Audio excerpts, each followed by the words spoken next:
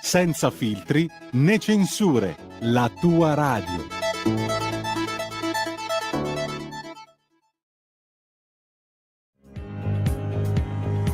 Va ora in onda la rassegna stampa.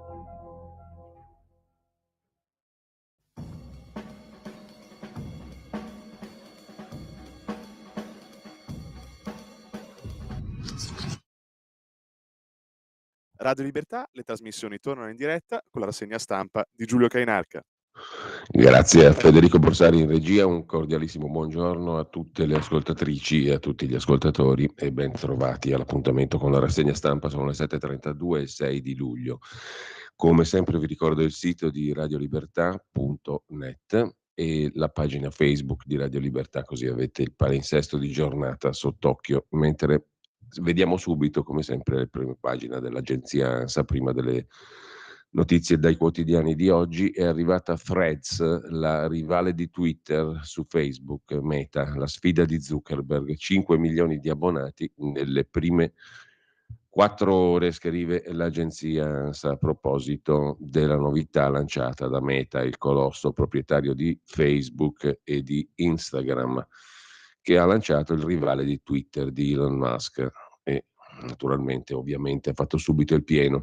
Secondo titolo sulla vicenda Santanchè, mai avuto avvisi di garanzia, in atto una campagna d'odio, ha detto la ministra Santanchè in Senato, puntando il dito contro una strumentalizzazione politica. Il Movimento 5 Stelle deposita una mozione di sfiducia e il PD di Elly Schlein annuncia la votiamo. Non è più secretata l'iscrizione nel registro degli indagati, quindi è formalmente indagata dalla Procura di Milano la ministra Santanchè. Sul MES, il meccanismo europeo di stabilità, un fondo salva stati o salva banche che dir si voglia, la Camera ha approvato la sospensiva, stop per 4 mesi, e poi parolisi a chi l'ha visto, non ho ucciso Melania Rea, dopo 12 anni esce per un permesso premio. Il testamento di Berlusconi aperto davanti ai testimoni, il contenuto ancora non si conosce, continuità nelle aziende, sul piatto un valore di oltre 3 miliardi tra società quotate, grandi investimenti immobiliari, titoli, opere d'arte, liquidità. Il notaio afferma non posso dire nulla, né ora né mai.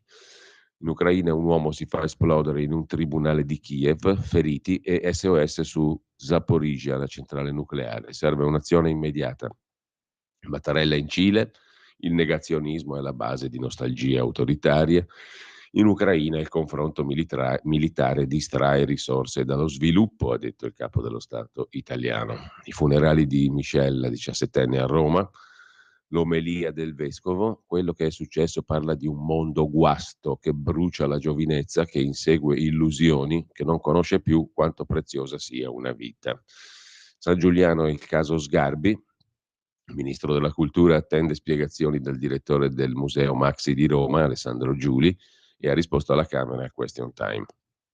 Le banche aprono sui mutui, sì alla possibilità di allungarne la durata, e poi i calendari di Serie A per il prossimo campionato di calcio. Una tripla donazione di organi a catena, prima volta al mondo, coinvolte Padova, Barcellona e Bilbao per eseguire 3 trapianti.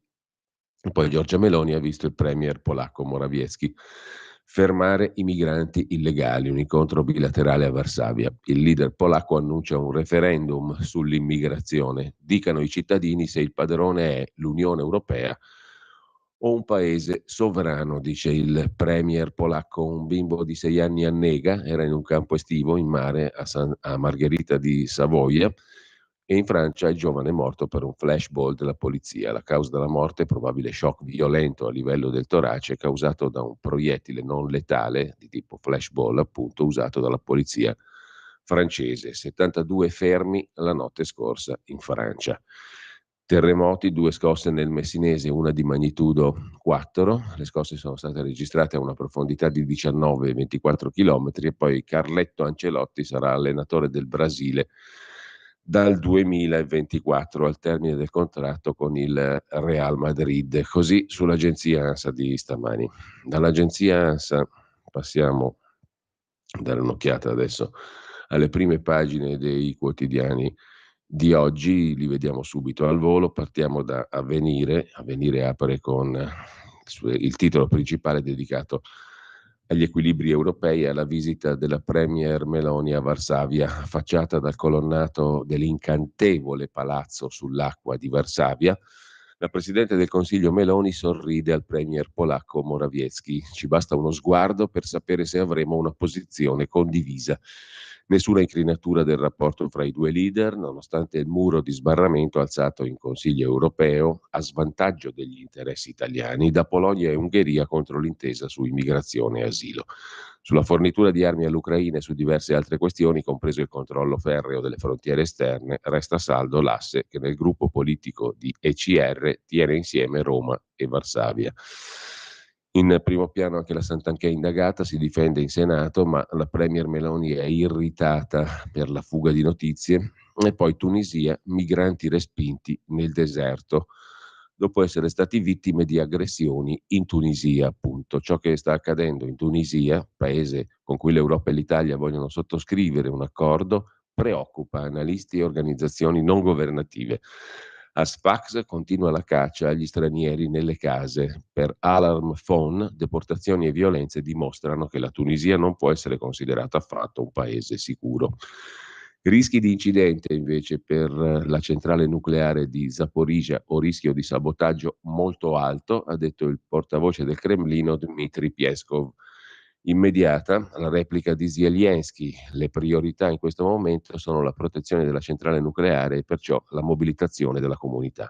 Un allarme condiviso dall'AIEA, l'Istituto Atomico delle Nazioni Unite, che pur assicurando che i suoi tecnici non hanno trovato mine nell'impianto, chiede di consentire il più ampio accesso alla centrale per confermare l'assenza di mine o di esplosivi. Financial Times rivela intanto che durante la sua visita a Mosca il presidente cinese Xi Jinping a marzo ha ammonito Putin dall'usare armi atomiche nella guerra in Ucraina, ricostruzione che secondo il portavoce del Cremlino è un'invenzione.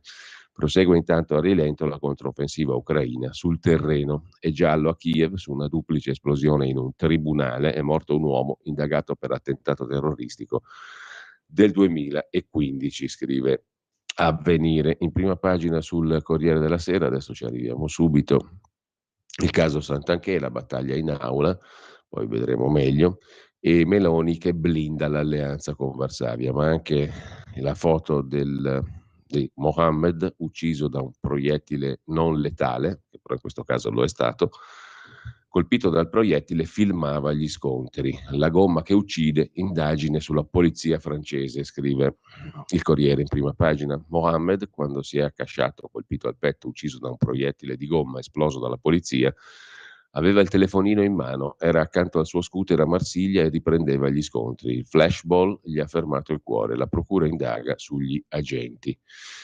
Mentre in primo piano sul Corriere c'è anche il documento, il testamento di Berlusconi è stato aperto, i 5 figli, le aziende, una nota per Marta Fascina nell'eredità. Cosa contiene il testamento? Al suo interno c'è una lettera riservata per la compagna Marta Fascina. Berlusconi avrebbe inoltre disposto dei suoi beni in modo tale da consolidare l'armonia tra i figli, la compattezza del gruppo, niente stravolgimenti. Solo oggi si saprà con certezza sui lasciti patrimoniali e morali. Nel testamento anche le indicazioni sul futuro di Forza Italia, il partito da lui fondato. Questo anticipa il Corriere pur non sapendo nulla del testamento, mentre c'è l'intervista al direttore generale della RAI, l'uomo di Giorgia Meloni, Giampaolo Rossi. Telecabul, Rai 3 racconterà l'Italia reale. Questa è la sua mission dopo Telecabul. Fazio è uscito prima che arrivassimo. Annunziata dimissioni incomprensibili. Bianca Berlinguer, una scelta di vita. Vedremo poi un paio di interviste della stessa Berlinguer.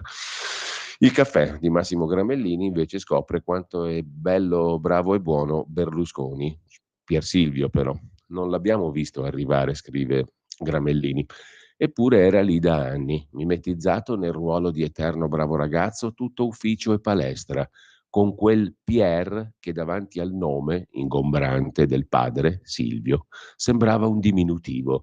Nella succession di casa Berlusconi nessuno sembrava disposto ad assegnare a Pier Silvio la parte del protagonista. Si scriveva che l'erede mediatica sarebbe stata Marina, la primogenita, oppure l'ultimo, Luigi, il giovane, il bello, il bocconiano. A 54 anni Pier Silvio pareva avviato a ricalcare le orme di Carlo d'Inghilterra, una vita all'ombra di un genitore straripante, perciò inibente. Ma il giorno dei funerali deve essere scattato qualcosa e il primo figlio maschio del cavaliere, ruolo difficilissimo ancorché ben remunerato, si è rivelato un piccolo leader, forse perfino a se stesso. È stato l'unico della famiglia a parlare in pubblico e molti hanno scoperto in quel momento la sua voce. Ha motivato i collaboratori, ha espresso gusti televisivi poco berlusconiani, ha preso decisioni politicamente sofisticate come l'ingaggio di Bianca Berlinguer, la figlia di un segretario del PC con cui Silvio aveva in comune solo le prime 4 lettere del nome. Però mi sentirei di escludere che Pier Silvio B si stia buttando a sinistra. Non è tipo che si butta, non ne ha bisogno, visto che non deve fondare un impero, ma amministrarlo.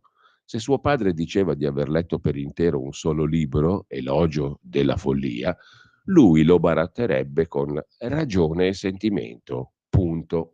Finisce qui il caffè di Massimo Gramellini. Vuoi vedere che gli sta un pochino stretta? Ha capito di aver fatto una fesseria ad aver accettato di passare sulla 7. È disponibilissimo anche lui, come Bianca Berlinguer. Questo si capisce dal suo caffè. Pier Silvio, chiamami che ci mettiamo d'accordo. Vengo anch'io in Mediaset, dopo aver lasciato la Rai perché sono arrivati i fascisti. Lasciamo con ciò, con l'autocandidatura a Pier Silvio del nostro arciprete Gramellini, il Corriere della Sera. Andiamo al Fatto Quotidiano che si apre con il caso Santanchè, che ha detto bugie al Senato, una carta farlocca. È indagata da novembre, ma lei giura di no. Meloni, furiosa, medita di scaricare la Santanchè, sbugiardata dalla procura. Conte sostiene la mozione di sfiducia e Schlein si associa. Così sul Fatto in apertura. Poi il capo dei pubblici ministeri di Firenze, scelto dagli amici di Renzi, passa il magistrato Spiezia grazie al vicepresidente del CSM, l'avvocato Fabio Pinelli, ex legale della Fondazione Open di Renzi. Il nuovo procuratore di Firenze viene nominato col voto irrituale di Fabio Pinelli, numero 2 del CSM, ex avvocato di Alberto Bianchi, che era il presidente della Fondazione di Renzi, che rompe la parità 15-15 e risulta decisivo per nominare il capo dei PM di Firenze, scelto dagli amici di Renzi. La Commissione dell'Unione Europea invece ha detto che abolire l'abuso d'ufficio e il traffico di influenze potrebbe compromettere un'efficace lotta alla corruzione. L'ennesima medaglia per Nordio, ironizza il Fatto, che intervista poi Bianca Berlinguer, in Rai ero come un fastidio, ecco chi mi attaccava, il testamento di Berlusconi, Pier Silvio ruba la scena ai fratelli, e poi a chiudere il Savoia, quello sparo, vale a dire lo sparo di Vittorio Emanuele di Savoia, un lungo affare di famiglia, una docuserie di Netflix. Durante le riprese di Il Principe, la serie televisiva che ho diretto e coprodotto assieme a Francesco Melzi per Netflix, scrive Beatrice Borromeo, sono emerse molte novità. Alcune anche grazie al racconto dei testimoni che per la prima volta in 40 anni ripercorrono la notte in cui Vittorio Emanuele di Savoia sparò a Dirk Hammer. Queste novità aiutano a dissipare la confusione che spinse la Corte d'Assise di Parigi ad assolvere il principe di Savoia. Bob Dylan fantasma, il tour continua nascosto in un carro funebre, è inavvicinabile, c'è un bell'articolo a pagina 17 su questo mito della musica, Bob Dylan. Cretinetti è invece il titolo dell'editoriale di Marco Travaglio. Tutto ci aspettavamo dalla vita, fuorché di sentir parlare di odio altrui, da una che gira da sempre col dito medio alzato e che quando osavi trovare vagamente inopportuni i cargo di mignotte in casa B ti dava del frocio. Invece nel Daniela Santanchè, in Dimitri Kunz d'Asburgo, Lorena Piast Bielitz Bielice Belluno Spalia Rasponi Spinelli Romano Show, è capitato anche questo, insieme a una collezione di balle da Guinness col contorno di interventi destronzi e renziani, ansiosi di ripulire le proprie vergogne con quelle della ministra. Madama Garnero, il cognome da nubile della Santanchè, ha pasticciato nella sua veste di indagata, come se l'avesse scoperta dai giornali, con stupore. Oh bella, e chi dovrebbe essere indagato nell'inchiesta per falsi in bilancio e bancarotta delle sue società? Sua zia? Lei giura di non esserlo perché non ha ricevuto avvisi di garanzia, ma la seconda circostanza non esclude la prima e perché il suo certificato dei carichi pendenti è vuoto, ma o è falso o è vecchio di almeno 5 mesi. L'iscrizione sua e di altri sul registro degli indagati è di novembre 22, desegretata a febbraio 23. Motivo in più per dimettersi. In ogni caso non doveva rispondere di eventuali reati, per appurarli occorrono grosso modo 10-15 anni, ma di condotte certe, eticamente indecenti, politicamente imbarazzanti, non invenzioni del fatto e di report, ma fatti scandalosi documentati dalle carte della società, dalle testimonianze dei dipendenti, dalla consulenza fallimentare e perfino dalle sue parole di ieri. Fatti che partono nel 2016, quando era azionista numero 1 e amministratrice del gruppo Visibilia, altro che estranea, tutta roba che se fosse emersa su un 5 Stelle o un PD avrebbe portato lei stessa a chiederne le dimissioni.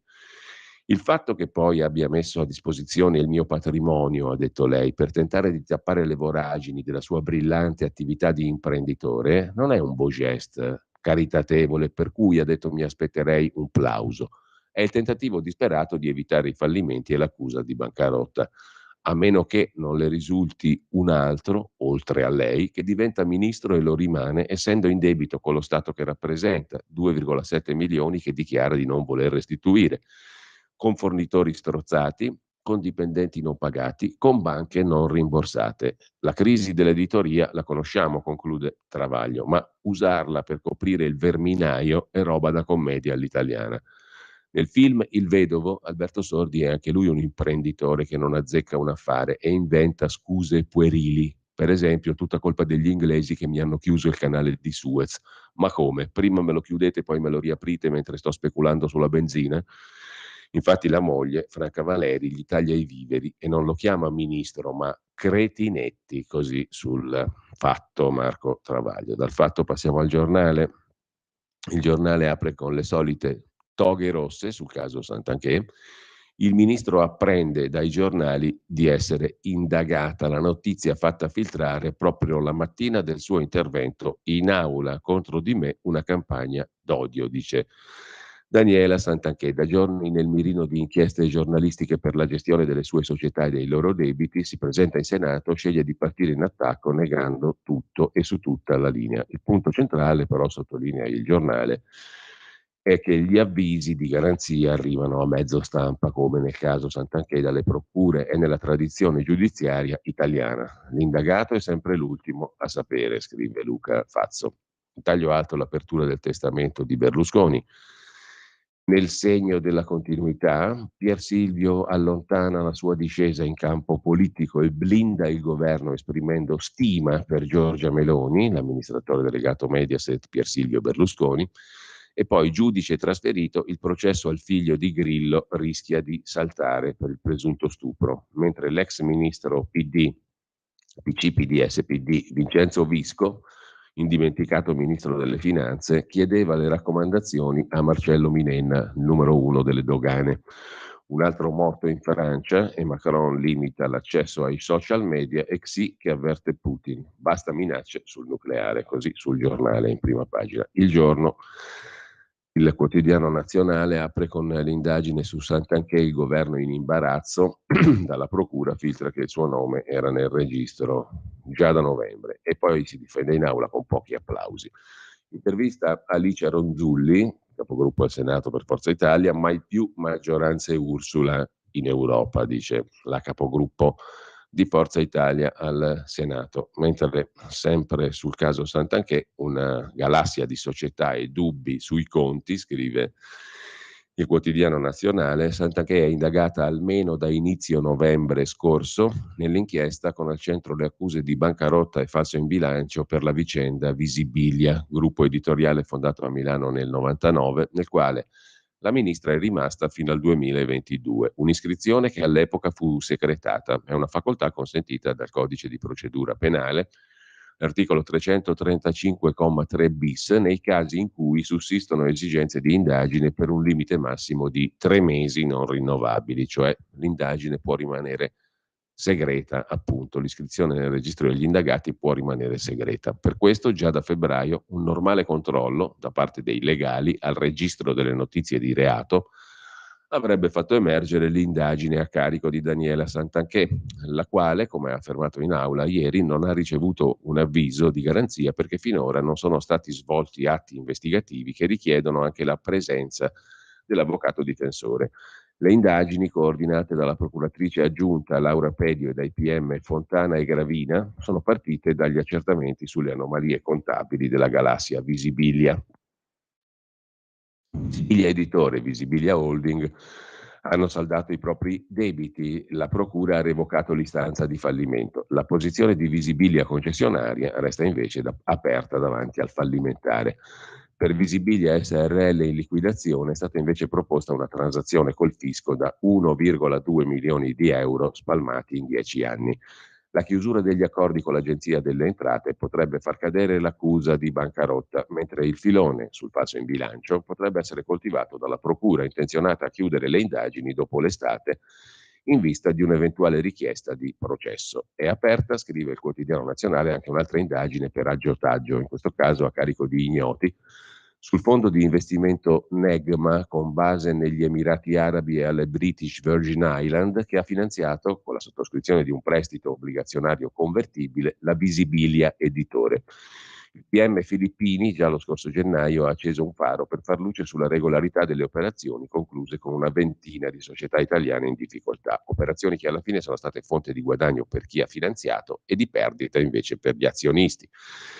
Infine, gli investigatori della Guardia di Finanza puntano a individuare chi abbia mosso e muove i fili di questa società. Secondo le ricostruzioni dell'accusa, Visibilia Editore nel 2017 ha sottoscritto un prestito convertibile per 3 milioni con un altro fondo degli Emirati, Bracknor, prestito ceduto poi a Negma Group, che a sua volta nel 2021 ha siglato un secondo prestito con la società fondata da Santanchè per altri 2 milioni. Questa operazione per i soci di minoranza è stata economicamente incomprensibile perché Negma, vendendo subito le azioni, fece crollare il titolo di Visibilia in caduta verticale. Terzo filone riguarda Key Group SRL, società in cui la ministra aveva una partecipazione e che fino all'anno scorso era guidata dal suo ex fidanzato Canio Mazzaro. Sulla società operativa nel settore del bio, finita nei tentacoli del fondo Negma, è stato aperto un fascicolo, al momento senza indagati, e si intreccia con gli altri due legati allo stesso fil rouge, Daniela Santanchè. Dal Quotidiano Nazionale passiamo al Mattino di Napoli. In primo piano c'è la questione delle banche che aprono sui mutui e Parolisi che dice Melania Rea non l'ho uccisa io. La ira della famiglia, scrive il quotidiano napoletano. Il Tempo di Roma mette in primo piano l'ultima spiaggia Santanchè, il caso Visibilia, ministra indagata dalla procura, si difende in Senato, opposizione spaccata, il governo fa quadrato, sbagliato trasformare il Parlamento in tribunale, così inquadra la questione. Il Tempo, sfogo della ministra al turismo, tradita da chi frequenta i miei locali, ha detto con molta eleganza la ministra Santanchè. Meloni rinsalda l'asse col premier polacco Morawiecki, niente politica per Pier Silvio, e poi a centropagina allarme fascisti, ma era la FIOM, sinistra denuncia, distrutta targa per un partigiano e invece l'ha urtata un camion del sindacato. La targa dedicata ad Aligi Barducci, morto durante la liberazione di Firenze, è stata vandalizzata e distrutta. In pochi attimi, pur senza avere mezza conferma, i progressisti sparano a zero, sono stati i fascisti. Poi si è scoperto che a urtare la targa ricordo era stato un camion della FIOM incaricato di smontare la festa del sindacato. Lasciamo così il Tempo, andiamo alla prima pagina di Repubblica. I silenzi di Santanchè, il titolo d'apertura. La ministra non chiarisce i punti oscuri dell'inchiesta e attacca, indagata dalla procura già a novembre, le opposizioni chiedono le dimissioni. Poi l'Unione Europea contro la riforma Nordio sulla questione dell'abuso d'ufficio abolito. Il commissario alla giustizia europeo Reinders dice siamo preoccupati. Ancelotti allenerà il Brasile, primo commissario tecnico italiano della nazionale brasiliana. Il dramma di Nenni che perse la figlia Vittoria ad Auschwitz, nelle pagine di cultura di Repubblica. Nenni era il segretario del Partito Socialista, mentre da Repubblica passiamo alla Stampa. In primo piano anche qui il caso Santanchè, ma poi anche l'eredità Berlusconi, aperto il testamento, quote equamente divise tra i fratelli, scrive La Stampa, estate dei prezzi schizzati alle stelle, è finito il mito dei voli low cost, un reportage dal carcere di Bollate, attraverso il racconto di un poliziotto che vive con i carcerati. Sono poliziotto, mi offendo quando mi chiamano guardia. Per favore scrivi poliziotto. Era chiuso in queste parole, scrive Donatella Stasio sulla Stampa, il senso di salvo per la divisa blu, non più grigio-verde, indossata la prima volta in un carcere di Reggio Calabria. Da lì è partita la sua vita di poliziotto penitenziario. Era il 95, primo concorso, Salvo aveva 20 anni, l'impatto col carcere fu duro, non per i detenuti ma per i colleghi. E poi ancora qui, anche sulla Stampa, l'intervista a Bianca Berlinguer, io e Mediaset, resto una donna di sinistra, in Rai non avevo garanzia e c'era anche il tetto dello stipendio, 240.000 euro all'anno, sono un po' pochi per una della portata di Bianca Berlinguer. Il buongiorno di Mattia Feltri, come si chiama? È intitolato oggi. In effetti cominciavo a preoccuparmi, scrive Feltri, perché era già un 6-8 mesi che Dario Oliverio non era indagato sotto processo. Sicuramente è Mario, non Dario, perché era l'ex presidente della regione Calabria, quello di cui si occupa Mattia Feltri. Il refuso è rimasto però in prima pagina. Dario al posto di Mario. Comunque Oliverio, se non ne sapete nulla, è un ex parlamentare, ex presidente della provincia di Cosenza, ex presidente della Calabria. Temevo stesse diventando anche ex inquisito. Sentite che carriera. Prima indagine per abuso d'ufficio archiviata. Seconda indagine per abuso d'ufficio, la procura chiede l'arresto. Il GIP dà l'obbligo di dimora. La Cassazione annulla e fa cadere tutti gli addebiti e parla di pregiudizio accusatorio. Terza indagine per corruzione. La procura chiede l'arresto, il GIP dice di no, si va a processo, assolto perché non c'è reato. Quarta indagine per peculato, si va a processo, assolto perché non c'è reato. Quest'ultima assoluzione lo scorso novembre e poi più niente, silenzio. Ero attonito finché qualche giorno fa la procura di Catanzaro, quella guidata dal sempre santo dottor Gratteri, si è fatta viva per la quinta volta. Sui giornali online si è a letto dell'arresto di Oliverio insieme a un bel drappello di canaglie in un'operazione antimafia con incriminazioni che arrivano all'omicidio. Però c'è un dettaglio, Oliverio non è stato arrestato perché il GIP ha detto ancora di no e naturalmente con l'omicidio nulla c'entra, ma noi altri giornalisti non ce ne eravamo accorti, forse perché la butto lì, avevamo solo le carte dell'accusa e non quelle del giudice. Com'era quella simpatica storia del bavaglio? Quindi non arrestato, solo indagato e per minuzie. Ma sapete qual è l'aspetto più bislacco? Che continuiamo a chiamarla giustizia, scrive Mattia Feltri. Lasciamo la Stampa, andiamo a vedere la prima pagina della Verità di Maurizio Belpietro. Giornalisti pagati da Soros per screditare il Qatar Gate è il titolo d'apertura. L'inchiesta finisce nel tritacarne della feroce lotta tra Qatar e Emirati Arabi Uniti. Sulla scia di questi ultimi si sono mossi pool di cronisti, alcuni al soldo del finanziere Soros, il ruolo dell'autore del falso scoop del Metropol, grandi manovre per salvare i socialisti coinvolti. Ci torniamo subito sopra, vediamo gli altri titoli intanto. Santanchè in Senato ribatte le accuse colpo su colpo, sistemi schifosi contro di me. Da che pulpiti vengono le prediche, scrive Maurizio Belpietro. La vita dell'editore è dura e lo dico per esperienza. I costi dei dipendenti della carta aumentano mentre i ricavi, vendite e pubblicità diminuiscono, dunque far quadrare i conti qualche volta è impossibile. Faccio la premessa non per annunciarvi un aumento del prezzo della Verità o un taglio del numero di pagine, misure a cui ricorrono di solito gli editori in difficoltà e di cui, grazie a chi ci acquista, non abbiamo bisogno. No, se cito i guai che attraversa il settore dei giornali, scrive Belpietro, in particolare periodici, è solo per dire che capisco Daniela Santanchè, la quale ieri si è presentata in aula al Senato, scrive Belpietro, per difendere il suo operato da imprenditrice e da settimane è passato ai raggi X da inchieste giornalistiche Report, Repubblica e Il Domani. La storia è nota, la riepilogo. Il ministro del turismo ha lavorato a lungo nel settore pubbliche relazioni e eventi. All'incirca 15 anni fa ha fondato una concessionaria di pubblicità che ha raccolto inserzioni per quotidiani come Libero e Il Giornale e per alcuni periodici. Successivamente Santanchè ha fatto il grande passo trasformandosi in editore di riviste acquistate da Mondadori e Rizzoli. In questa sua seconda vita da imprenditrice di giornali non tutto è girato per il verso giusto.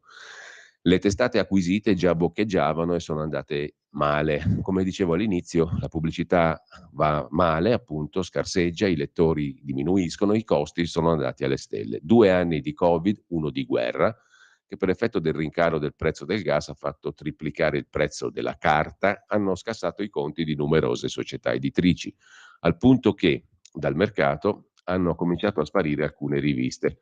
Dopo una vita luccicante di successi ed eccessi, per Santanchè alcune cose sono andate storte. Succede a chi fa impresa, non tutte le ciambelle riescono col buco, se no non si spiegherebbe come alcuni nomi altisonanti sono stati costretti a portare i libri in tribunale.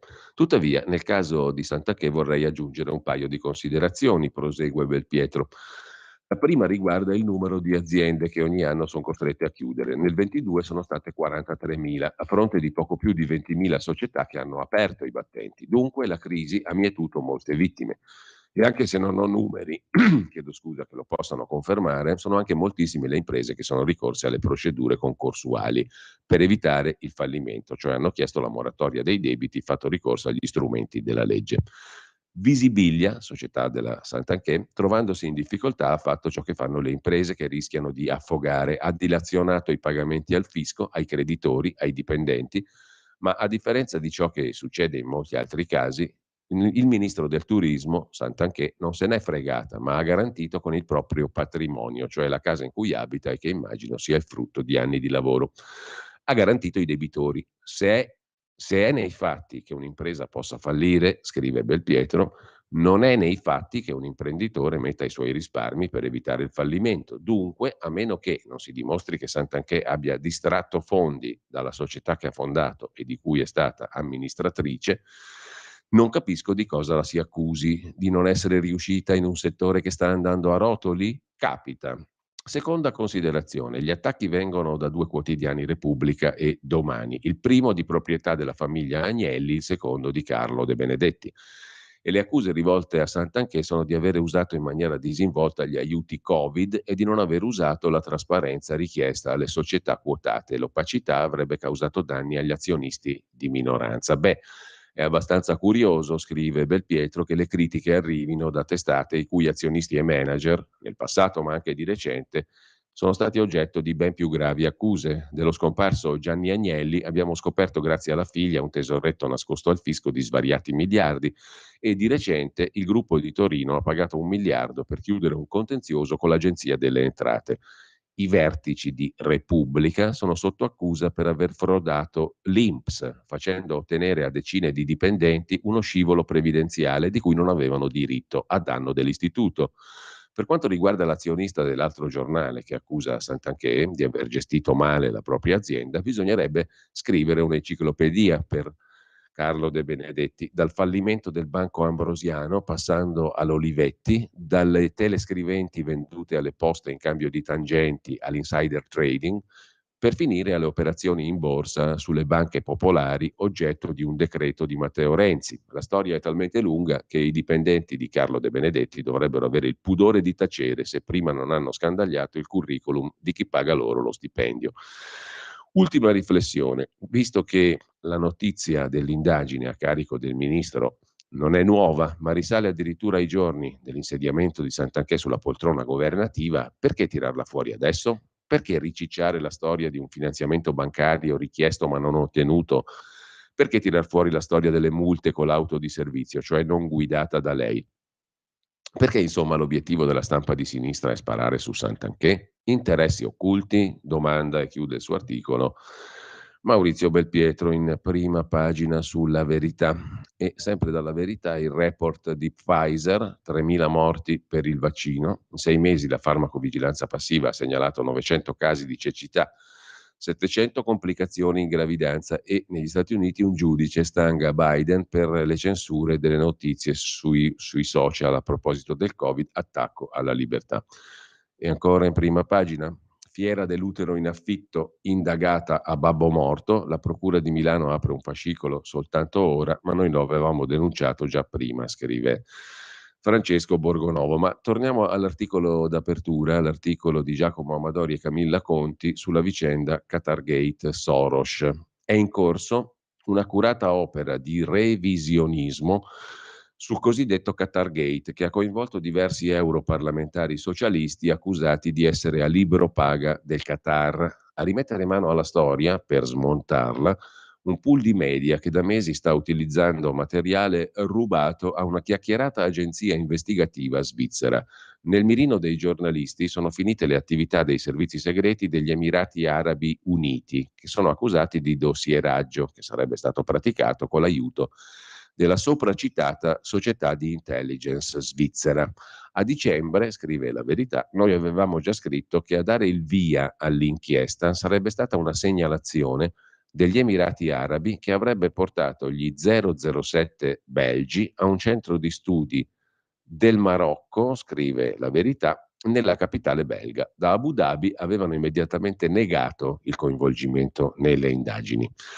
Ma una specie di Emirati Leaks è esplosa pochi mesi dopo. Nelle redazioni è finita un'imponente mole di corrispondenza elettronica interna a un'agenzia, la Alp Services di Ginevra.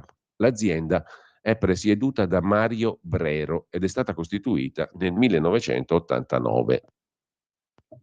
Brero, 77 anni, è un personaggio molto controverso, più volte finito in inchieste per le sue operazioni borderline. Il primo a pubblicare un dossier sulle sue attività di spionaggio è stato il sito di giornalismo investigativo francese Mediapart, che ha un accordo anche col Fatto Quotidiano, esce ogni lunedì un articolo di Mediapart. Comunque, il sito francese Mediapart a inizio marzo ha svelato l'esistenza di una presunta rete di disinformazione operante oltre Alpe, in Svizzera, su mandato degli Emirati Arabi. Mediapart ha raccontato che questa società di Ginevra, la Alp Services di Mario Brero, avrebbe ricevuto 3 incarichi da 1 milione di euro e un quarto, con 1,2 milioni di franchi svizzeri ogni 6 mesi. Uno dei contratti prevedeva che Alp Services svolgesse indagini su reti di influenza, lobbisti, influencer e giornalisti del Qatar nell'Unione Europea. Concretamente, l'indagine avrebbe cercato di scoprire quali europarlamentari avessero rapporti col Qatar e alla fine dell'indagine ne sarebbero stati individuati una ventina.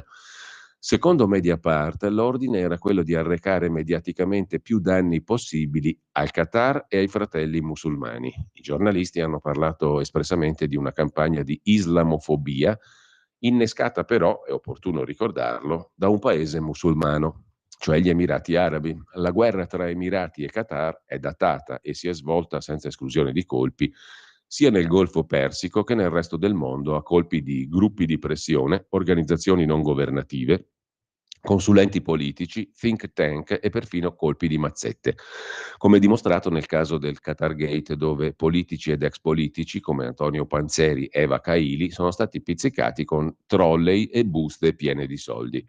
Sarà per questo che i servizi segreti europei, belgi, olandesi, polacchi, ma anche italiani, si sono preoccupati di più della veridicità delle notizie che della loro origine. Una volta verificata la genuinità, le hanno utilizzate per la nota inchiesta. Come detto, la società di Ginevra, la Alp Services, sarebbe stata incaricata dagli Emirati Arabi, da Abu Dhabi, di diffamare i fratelli musulmani in Europa, un movimento radicale che ha messo le radici in diversi stati europei e che ha rapporti forti, scrive La Verità, col Qatar e l'Egitto. In quest'opera sarebbe stato coinvolto uno studioso italo-statunitense, Lorenzo Vidino, direttore del programma sull'estremismo della George Washington University, il quale ha fatto parte della commissione parlamentare sul radicalismo nei governi Renzi e Gentiloni e ha affrontato il tema in articoli pubblicati dai giornali del gruppo Gedi, Repubblica e La Stampa, mentre all'estero il suo principale riferimento era il giornalista investigativo Andrew Norfolk del Times di Londra. Vidino e i suoi report sulla fratellanza musulmana commissionati dall'agenzia di Ginevra Alp Services sono finiti al centro di una seconda inchiesta giornalistica del New Yorker, prestigioso settimanale statunitense. Il servizio, di 40 pagine, si intitolava Gli sporchi segreti di una campagna diffamatoria. e sosteneva che Brero e la Alp Services di Ginevra avessero ricevuto 5,7 milioni di dollari tra il 17 e il 20 dallo sceicco degli Emirati Arabi, Mohammed Ben Zayed Al Nahyan, per diffondere notizie negative sugli esponenti dei fratelli musulmani in Europa.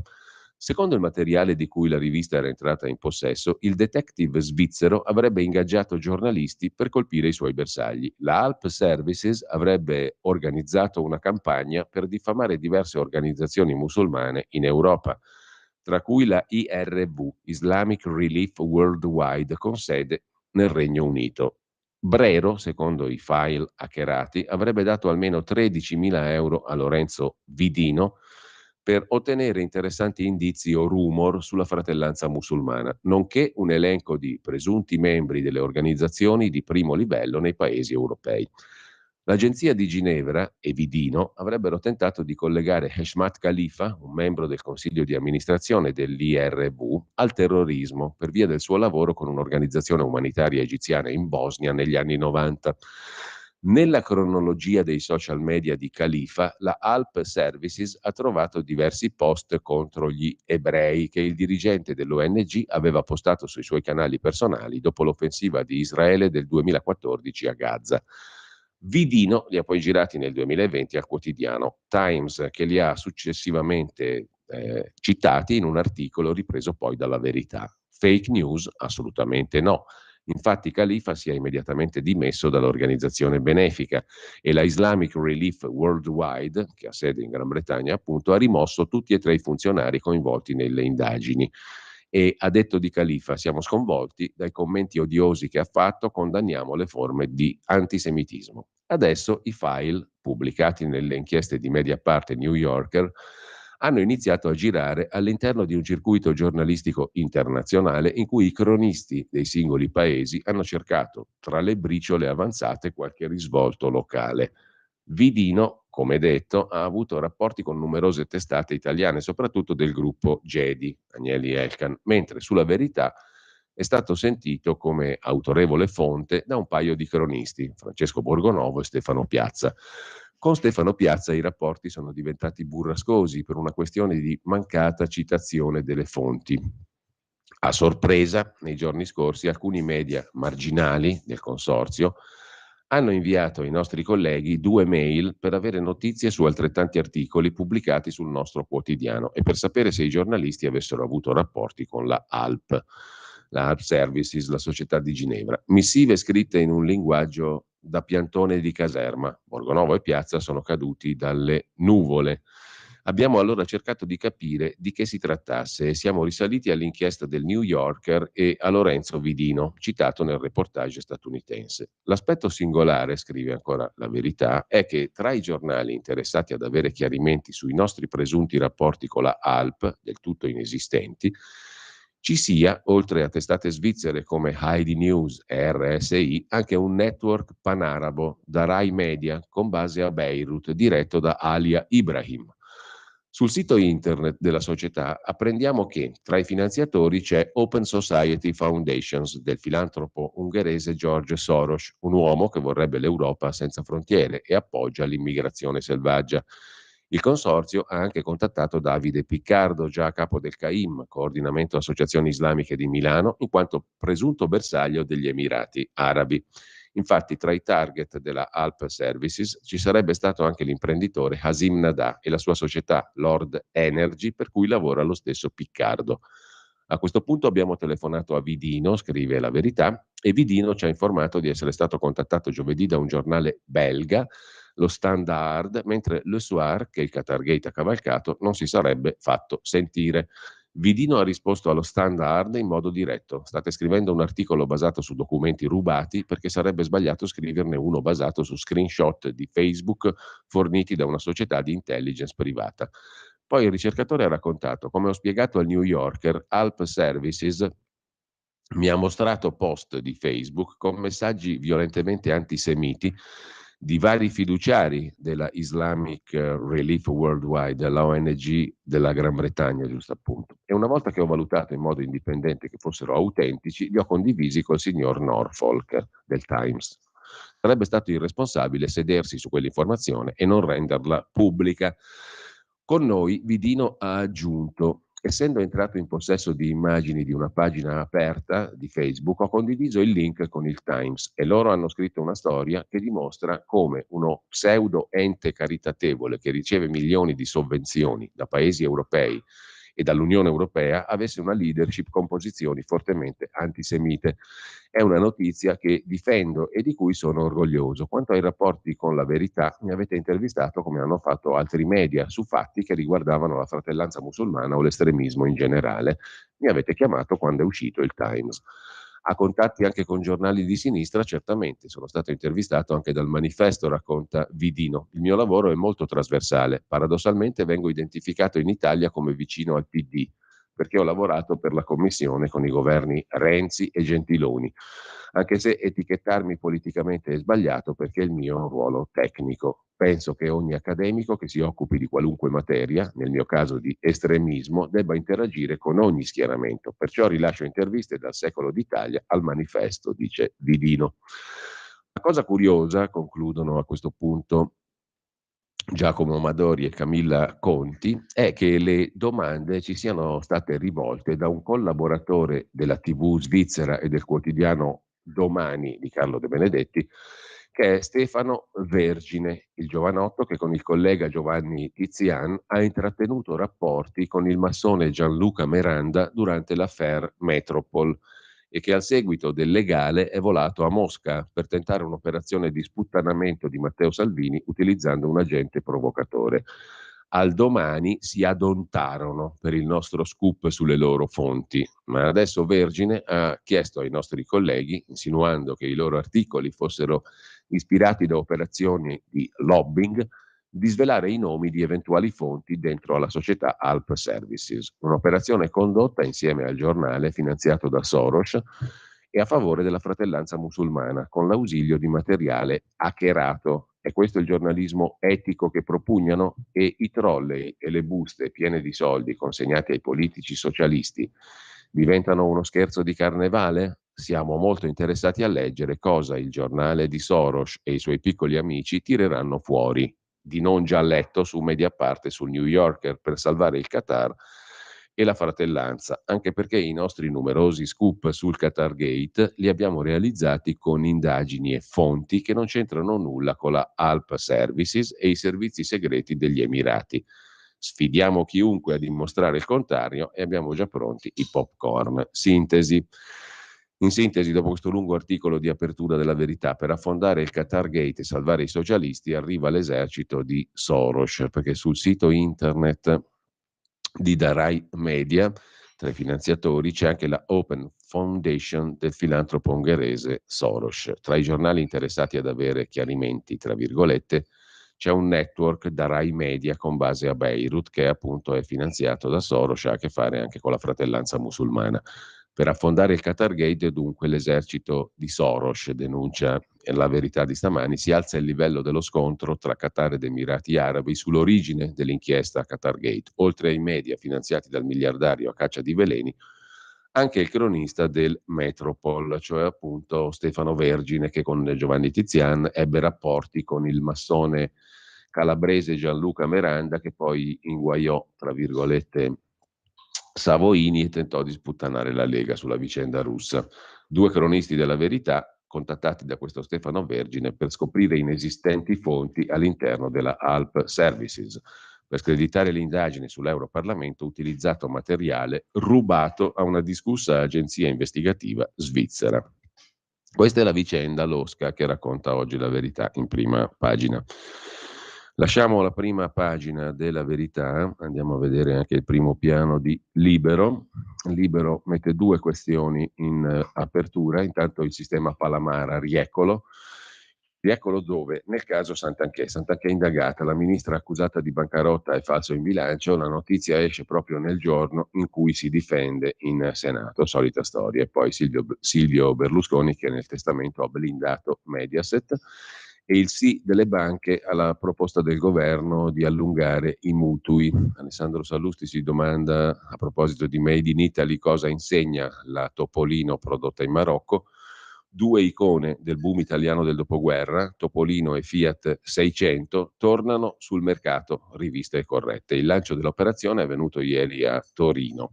Tutto molto bello, ma fuori dalla retorica, la conferenza stampa di Torino è l'unica cosa che resterà in Italia, perché Stellantis, proprietaria del marchio Fiat, è una multinazionale di diritto olandese, nata dalla fusione dei francesi di Peugeot e di Fiat Chrysler, ex Fiat. La 600 sarà prodotta in Polonia e la Topolino elettrica in Marocco, come deciso dall'amministratore delegato francese Olivier François del marchio Fiat.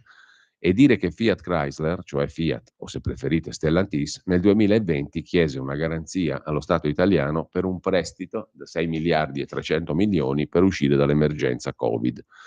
Non la chiese al governo francese, neanche a quello polacco o a quello marocchino, come è giusto che sia per un'azienda che si dice italiana. Tutto regolare, come si premurò di certificare l'allora premier Conte, ed è anche legittimo che un'azienda privata faccia i suoi interessi, quelli degli azionisti, e scelga le strategie industriali. Ma se queste sono le dinamiche, questi risultati della transizione ecologica che deve salvare il mondo, non siamo messi bene. Noi italiani, scrive ancora Sallusti, ci mettiamo il fascino del Made in Italy, le location prestigiose per le conferenze stampa, forse l'ingegno, mentre soldi proventi delle tasse e occupazione finiscono fuori confine. La Topolino e la 600 prodotte all'estero. In primo piano ancora sul Libero, poi il futuro di Daniela Santanchè nelle mani di Giorgia Meloni.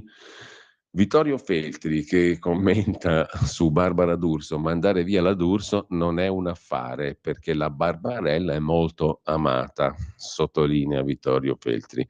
E a chiudere l'appunto di Filippo Facci, Gramsci 2.0, l'egemonia culturale non è un problema perché la gente è mediamente sottoacculturata, dice un po' snob Filippo Facci, anzi scrive in prima pagina su Libero. Le case editrici sono ancora orientate e non è un problema perché i lettori sono pochissimi. I giornali cercano di orientare i lettori, ma come effetto collaterale del vendere copie per non chiudere bottega.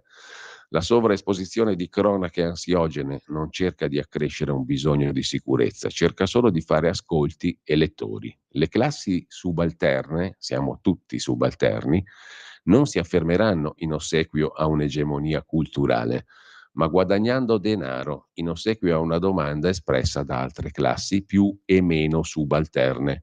E il potere politico non è espresso da un'egemonia culturale e neppure dai giornali e dai palinsesti TV. È espresso dai voti di vostro cognato ragioniere e dal pizzicagnolo in fondo alla via, i quali esprimono bisogni sicuritari, familismi, sofferenze fiscali vecchie di decenni e che solo certi giornalisti e intellettuali si illudono di poter ancora indirizzare. La democrazia che vota in Italia non annovera fascisti e antifascisti, annovera elettori ormai sconosciuti a eletti che non li frequentano. La destra non è una destra, è il vecchio centrismo italiano diviso per nuove correnti partitiche. Perciò vince, la sinistra invece è una somma di minoranze che messe assieme formano comunque una minoranza, perciò perde e perderà ancora per molto tempo. Così scrive Filippo Facci, è una sentenza, diciamo, non è una rubrica. Mentre lasciamo la prima pagina di Libero e andiamo a vedere anche la prima pagina di Italia Oggi. Poi sentiremo in chiusura di rassegna stampa anche una novità, il corsivo, diverso peraltro nella forma e nella sostanza, il corsivo del direttore Pierluigi Magnaschi, il corsivo in forma audio-video. Comunque, vediamo intanto l'apertura di Italia Oggi di stamani. In Germania esplode la destra, è il titolo principale con la corrispondenza di Roberto Giardina da Berlino. La destra tedesca ha un nome, si chiama AfD, Alternative für Deutschland, che continua a crescere al ritmo di un punto percentuale alla settimana. È già diventata il secondo partito politico tedesco a soli 4,5 punti dalla CDU-CSU, cioè dai cristiano-democratici e dai cristiano-democratici della CSU, che è la localizzazione bavarese del partito che fu di Angela Merkel, appunto, il partito cristiano-democratico, la DC tedesca. Sarà però un'estate difficile per il governo a Berlino, scrive Roberto Giardina, perché AfD, il partito dell'estrema destra, continua a salire con regolarità verso la vetta. un punto in più a settimana. In base all'ultimo sondaggio, Alternative für Deutschland è al 21% in tutta la Germania, consolidando il secondo posto a 4,5 punti dalla CDU-CSU, che scende dal 26 al 25,5. Il distacco non dà affatto sicurezza. Cosa accadrebbe se un evento scatenasse le violenze degli immigrati arabi come in Francia? Un bel punto di domanda. Poi vediamo l'articolo di Roberto Giardina più in dettaglio a pagina 13. Intanto Elly Schlein non sa in che guaio si è messa prendendo di mira il governatore De Luca, sottolinea il direttore Pierluigi Magnaschi in prima pagina. Lo scontro politico molto duro che è esploso fra il segretario del PD Elly Schlein per la sua decisione e il governatore della regione Campania Vincenzo De Luca non è di oggi, è nato molto tempo fa, quando Schlein non contava nulla. È nato con Zingaretti e Letta, Enrico Letta. La bagarre infatti riguarda non solo le persone che di volta in volta si sono scontrate, ma soprattutto la loro idea di PD. La differenza fra Schlein da una parte e Zingaretti e Letta dall'altra rispetto a De Luca non è di sostanza, ma di forma e si è riprodotta ancora oggi. Grosso errore quello di Schlein, secondo Magnaschi, si è messa in un guaio prendendo di mira De Luca. Intanto vediamo anche la rubrica diritto e rovescio, poi la vedremo in forma appunto audio-video alla fine della rassegna stampa. Le aree milanesi della movida più incandescente, scrive Magnaschi, prima del Covid erano popolate da una folta microdelinquenza, a volte nemmeno tanto micro, spesso molto disturbante, formata da spacciatori in prevalenza immigrati e da clienti di vario ceto, spesso anche altoborghesi. Sovente, connesse allo spaccio, scoppiavano risse che rischiavano di diventare pericolose, coinvolgendo molti facinorosi che non avevano nulla da perdere.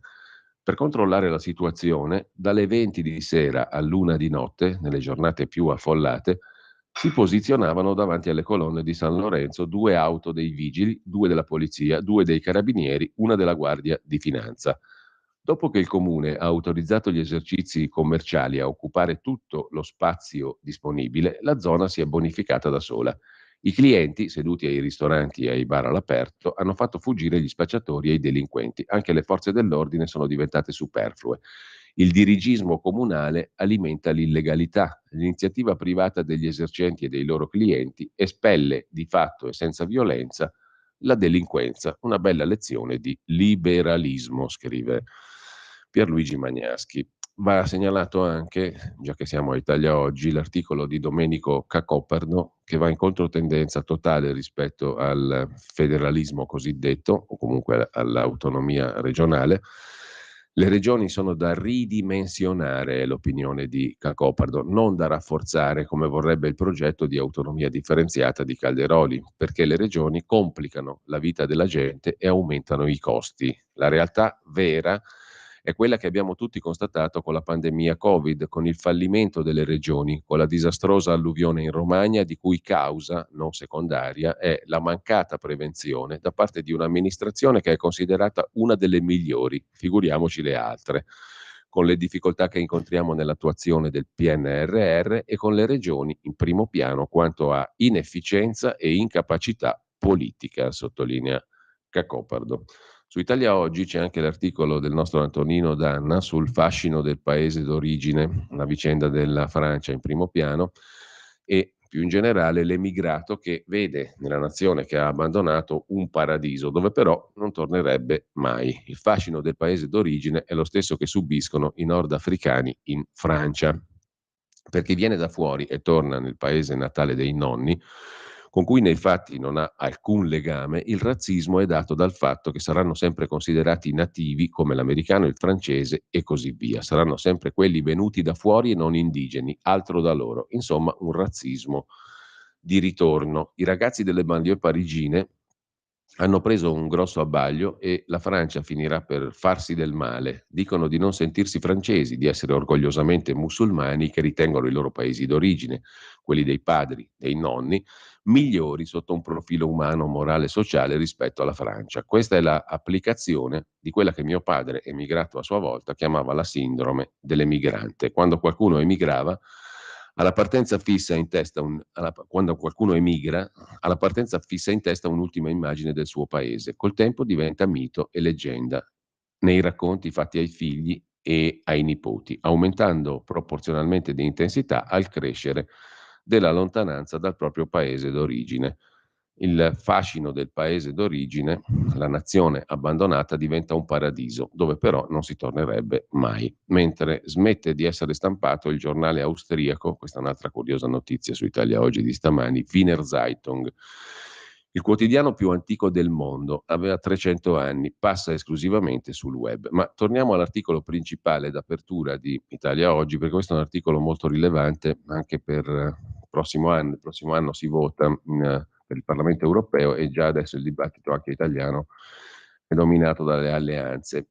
Al centro delle alleanze anche sicuramente il ruolo di AfD. Abbiamo appena visto in Italia Fratelli d'Italia e Forza Italia dire no alla possibilità di allearsi con Alternative für Deutschland, che però ci racconta Roberto Giardina, appunto, sta diventando il primo partito il primo partito in Germania. L'articolo di Giardina, pagina 13 di Italia Oggi, lo vediamo tra poco.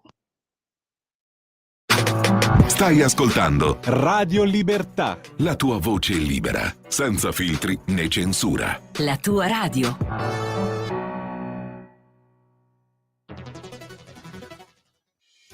Quotidiano di Sicilia, il quotidiano d'Italia, l'informazione che ribalta i luoghi comuni, una vera visione dei fatti, l'Italia vista da sud. Ogni siciliano che vive in Italia e nel mondo è una risorsa, è protagonista della crescita della nostra nazione. Dai forza alla crescita della nostra isola, abbonandoti al QDS digitale più archivio a soli 99 euro annui. Quotidiano di Sicilia, il quotidiano d'Italia, una scelta di valore.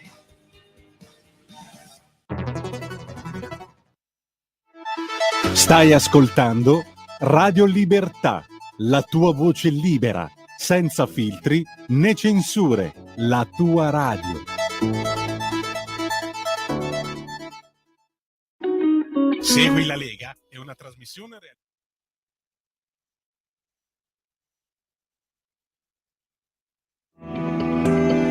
Il meteo.it presenta le previsioni del giorno.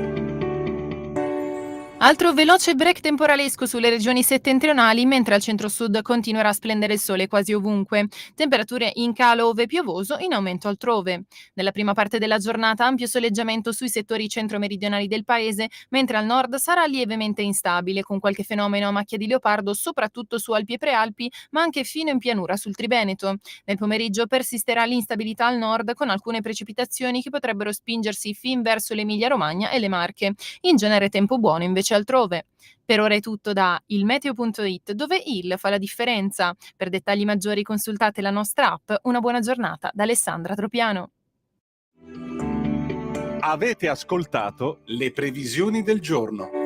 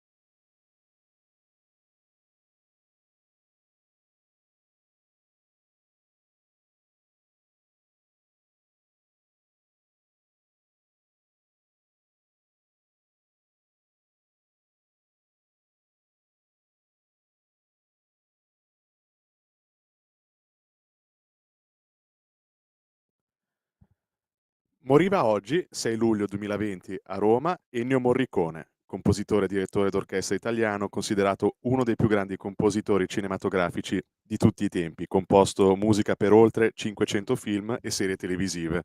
Questi erano i titoli di C'era una volta il West, il famoso film. La linea torna a Giulio Cainarca. Grazie mille Federico, perché hai opportunamente ricordato la scomparsa di un grande della musica e in generale direi soprattutto noto per le sue colonne sonore, ma insomma non ha bisogno di presentazioni e riusciremo ad ascoltarne anche altri brani, perché adesso a sto punto prendiamo questo spunto per ascoltare altra buona musica di Morricone e non solo, peraltro, nel corso della giornata.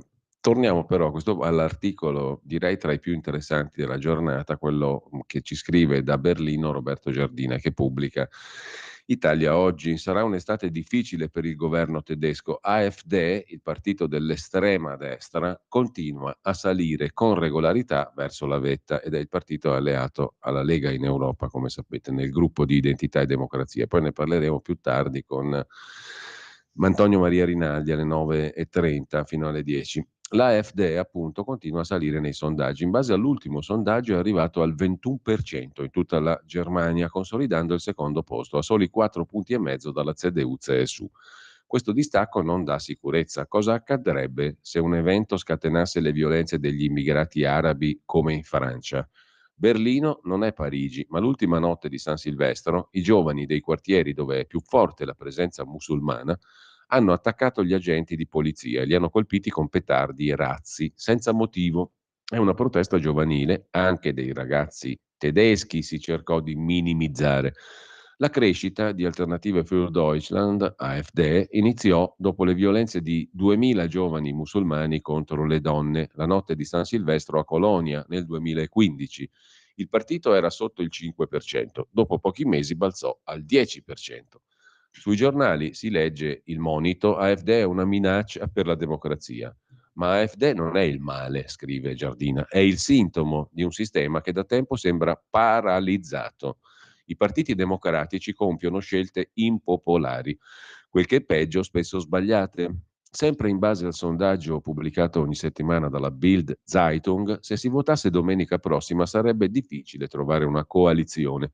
I 3 partiti al governo, socialdemocratici 19%, Verdi 14%, liberali 7%, non avrebbero la maggioranza, arrivando al 40%. Non ce l'avrebbe neanche un'ennesima grossa coalizione tra CDU, CSU e SPD, che otterrebbe circa il 45%. Per bloccare l'estrema destra servirebbe un'ipotetica alleanza tra cristiano-democratici, socialdemocratici, verdi, improbabile che possano andare d'accordo. Una Germania non in grado di decidere dovrebbe preoccupare l'Europa. Nel 24, alle elezioni europee, AfD potrebbe conquistare un successo inquietante. Una Germania che scivola verso l'estrema destra. E ancora un sondaggio catastrofico. L'anno 21 si vota in 3 regioni dell'ex Germania Est, l'ex DDR, Sassonia, Turingia e Brandeburgo. AfD giungerebbe lì ovunque al primo posto, col 30%. Si dà la colpa ai tedeschi dell'Est, immaturi, pronti a votare per partiti reazionari, a sinistra o a destra, 34 anni dopo la caduta del muro. Una condanna troppo facile che nasconde la paura. Der Spiegel pubblica nell'ultimo numero un lungo reportage sulla conquista dell'Est da parte di AfD, ma non gli dedica la copertina riservata con scelta scontata a Putin e 2 settimane prima dedicata per la 22esima volta a Trump, come se il problema dei tedeschi fosse il cattivo Donald. Che fare? Marco van der Mits, cristiano democratico, ex responsabile del Parlamento per le regioni dell'Est, vorrebbe vietare AfD perché il partito non rispetta la Costituzione. Se questo è il consiglio di un esperto, la Germania rischia il disastro, scrive Roberto Giardina su Italia Oggi. Vietare l'AfD non farebbe scomparire i suoi elettori, lo sa qualsiasi studente di scienze politiche. In passato non si giunse a vietare l'NPD, un partito chiaramente neonazista, nato subito dopo la guerra, che nel 69 arrivò a un passo dal Bundestag, arrivò al 4,9% che è sotto lo sbarramento del 5%. Oggi ottiene lo 0,1%.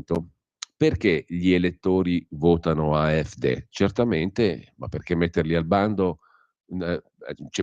Chiedo scusa, oggi ottiene lo 0,1. Bisognerebbe dunque vietare AfD perché gli elettori lo votano?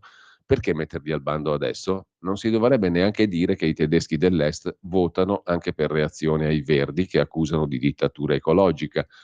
Ma lo riconosce Der Spiegel. All'Est i Verdi sono odiati. Nel 21 il ministro all'economia, il verde Robert Habeck, è andato a Schwedt, all'est, dove veniva chiusa una raffineria dopo l'embargo contro la Russia, per convincere i lavoratori ad avere fiducia in lui. Lo hanno cacciato via. Nei giorni scorsi a Eichen-Hüttenstadt, vecchio centro siderurgico della DDR, hanno lanciato uova contro Annalena Baerbock, ministra degli esteri. Perché si tagliano gli aiuti ai bambini poveri da 10 a 8 miliardi, ma si danno sovvenzioni alle industrie delle armi? Erano per Putin contro l'Ucraina? Siamo stanchi di essere giudicati o nostalgici comunisti o neonazisti, dichiara un giovane allo Spiegel.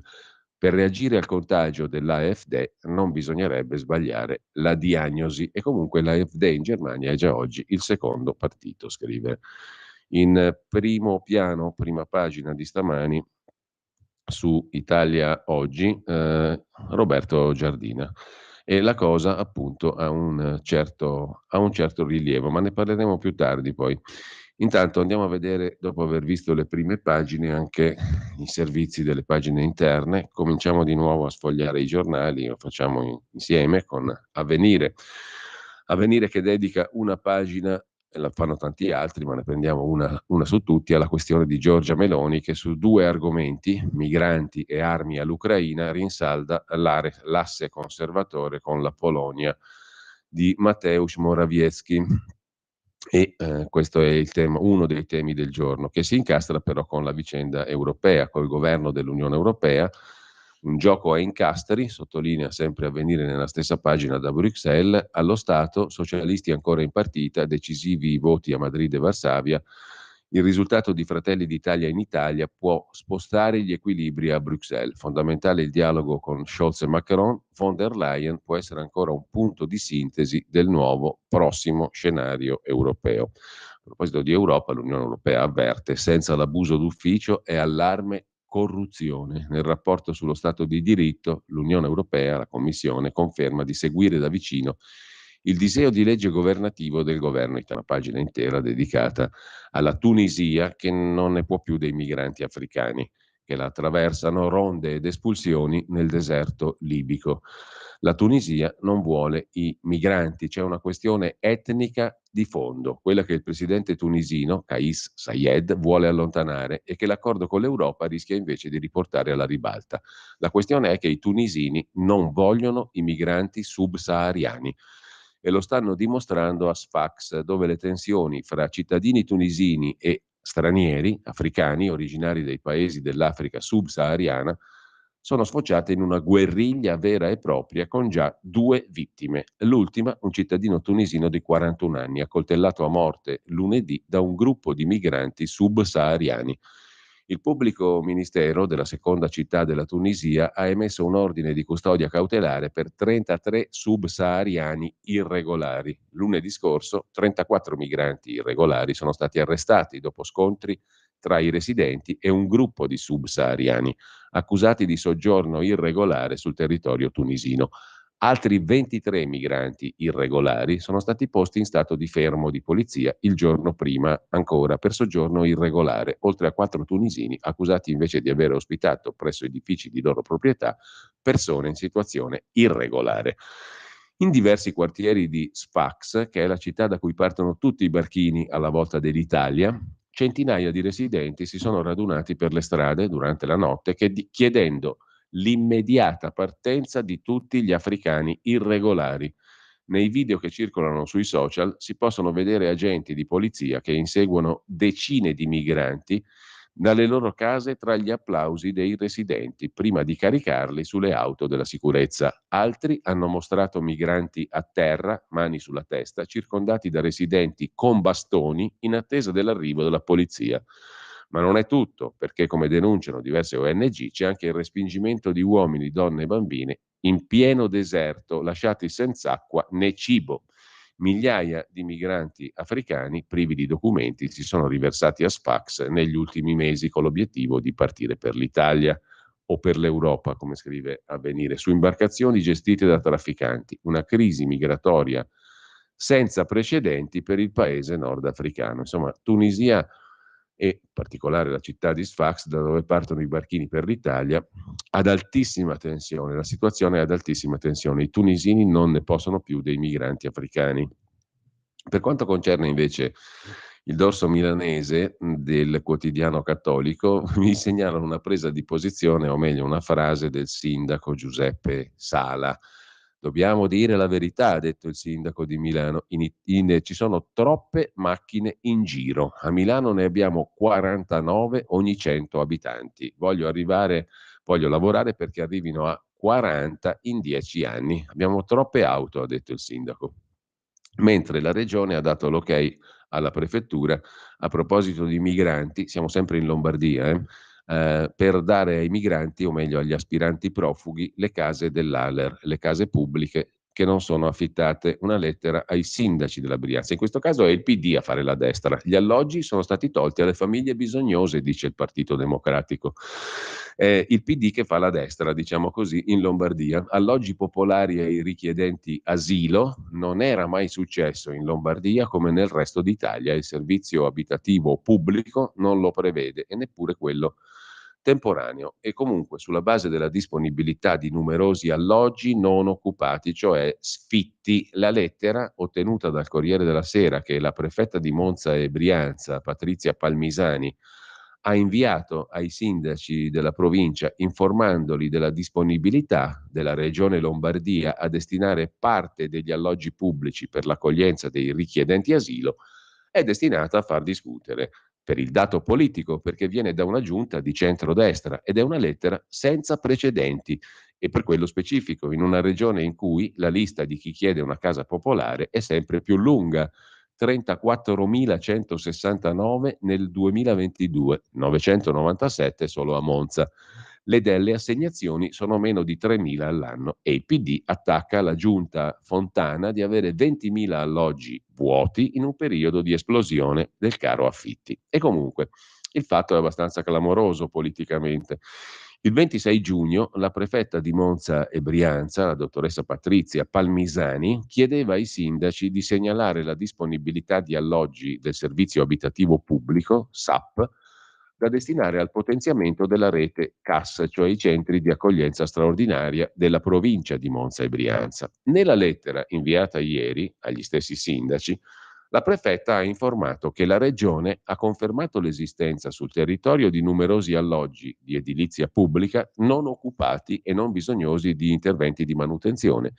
Regione Lombardia ha dato la propria disponibilità ad attivare una procedura di svincolo generalizzata, cioè a staccare una quota di alloggi dalla lista di cui si alimentano le graduatorie normali, a condizione che i singoli comuni interessati ufficializzino la propria volontà di procedere in tal senso. E a questo punto la prefetta invita i sindaci a comunicare entro 5 giorni il loro interesse direttamente alla regione, riferendo gli estremi degli alloggi e i mesi o gli anni per i quali si intende metterli a disposizione per le attività di accoglienza.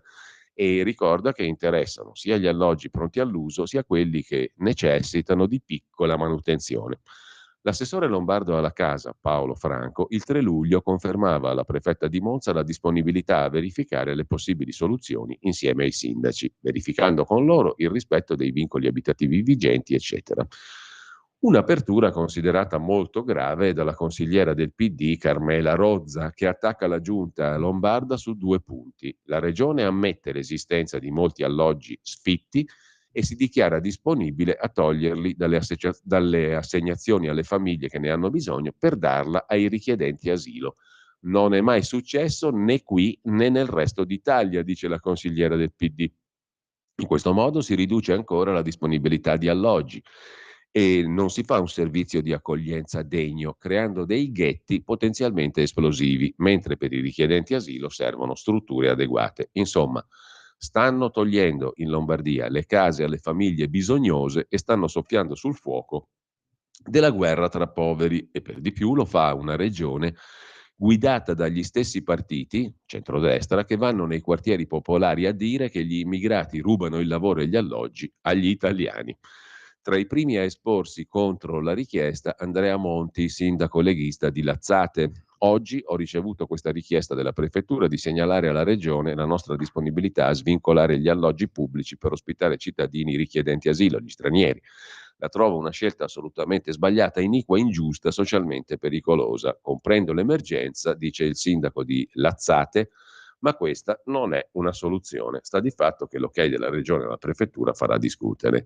Case Aler sfitte ai profughi. Tornando invece sul Corriere della Sera al dorso nazionale, c'è la questione, primo piano, della Santanchè, indagata da oltre 8 mesi, ma la notifica dell'inchiesta non le è ancora arrivata, anche se risale a marzo. La procedura al rallentatore dopo la proroga.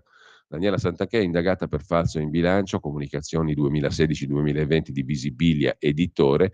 Per alcune questioni procedurali, però, la ministra non ha ricevuto la notifica formale. La ministra potrebbe ricevere notifica nei prossimi giorni, dopo il dibattito di ieri in Parlamento. Santanchè si è difesa sostenendo di non aver ricevuto avvisi di garanzia.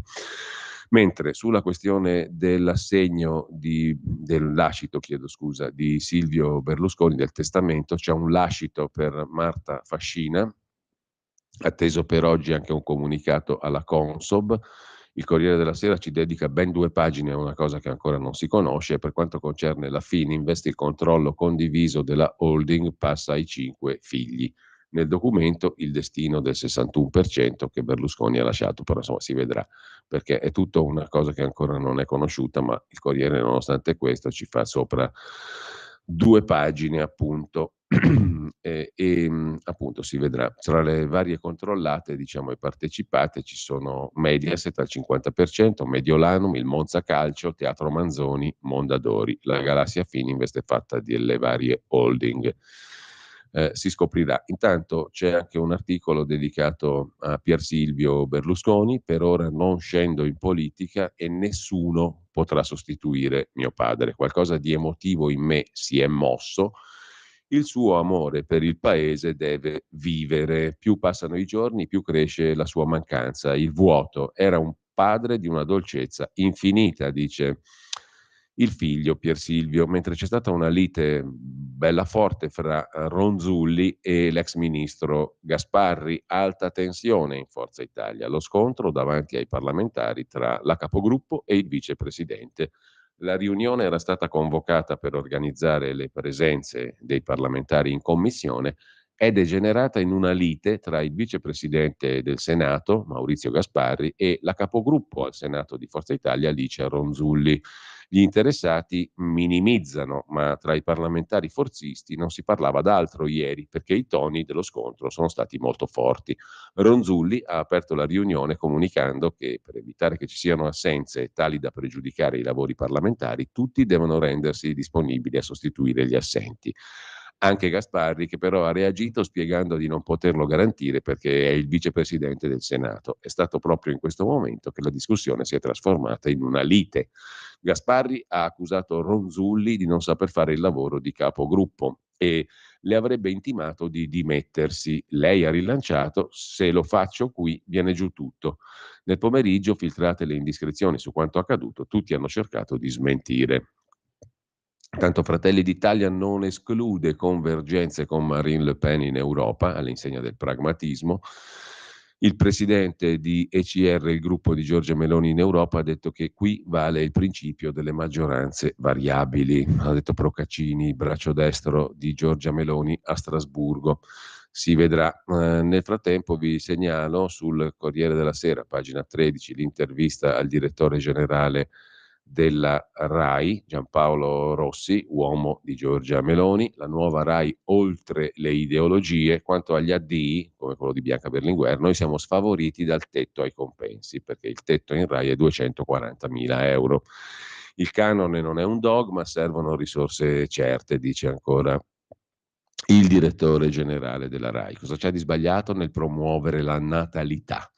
È un tema fondamentale come la parità di genere e il giornalismo d'inchiesta è ancora nel contratto, eccetera, eccetera. Mentre c'è un'altra intervista sul Corriere della Sera al neodottore, si è laureato dal Cairo, la sua tesi 110 e lode è stata discussa dalla capitale egiziana. Patrick Zaki, 32 anni, sotto processo in Egitto, rischia 5 anni di carcere. Il Cairo nega l'espatrio, lo accusa di aver diffuso notizie false.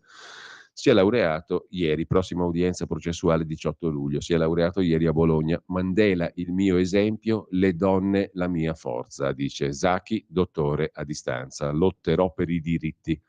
C'è poi un articolo di Marco Imarisio da Mosca sul Corriere di Oggi, pagina 15, lo spettro dei selvaggi anni 90, Putin spaventa i russi con l'era dell'anarchia. La propaganda di Stato dice che basta poco a ripiombare nel disonore degli anni 90. Il decennio degli anni 90 in Russia si era aperto col tentato golpe del 91 contro Gorbaciov. Il golpe fallisce e si rafforza Boris Yeltsin che guiderà la federazione fino al 99. La nuova Costituzione è del 93. Oltre all'arrivo dei prodotti occidentali su tutti i jeans, si aprono i confini, i cittadini viaggiano all'estero. Addio all'economia pianificata, c'è spazio per fare impresa.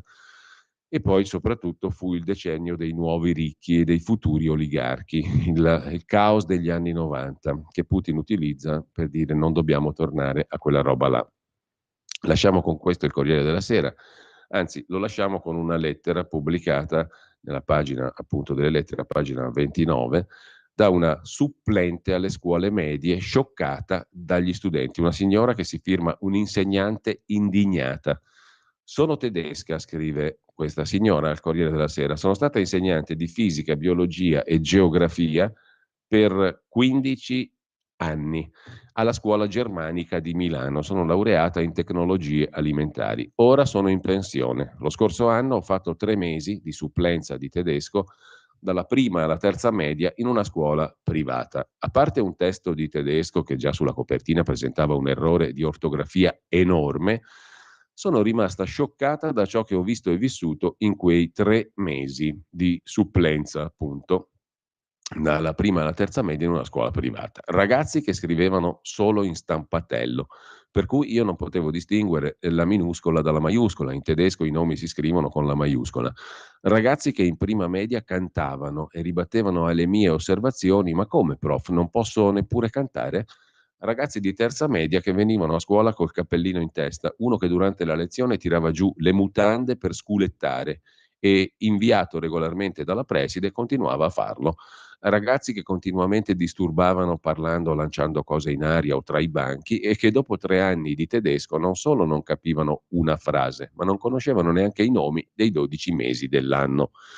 Livello bassissimo in tutto, disciplina, condotta, conoscenza della lingua, voglia di fare. Ai tanti studenti, ripresi da me ogni mattina per 3 mesi con infinite note scritte e invii in presidenza, non è successo mai nulla. Tornavano dal colloquio con la preside ridacchiando, col cappellino ancora in testa. Ho saputo poi, ma spero di sbagliare, che tutti i ragazzi, anche lo sculettatore indefesso, hanno superato gli esami di terza. Dico che è tempo di indignarsi, scrive questa insegnante che appunto è stata insegnante per 15 anni alla scuola germanica di Milano. Adesso è in pensione e l'anno scorso ha fatto 3 mesi di supplenza dalla prima alla terza media in una scuola privata, suppongo di Milano evidentemente, ed è rimasta scioccata dagli studenti.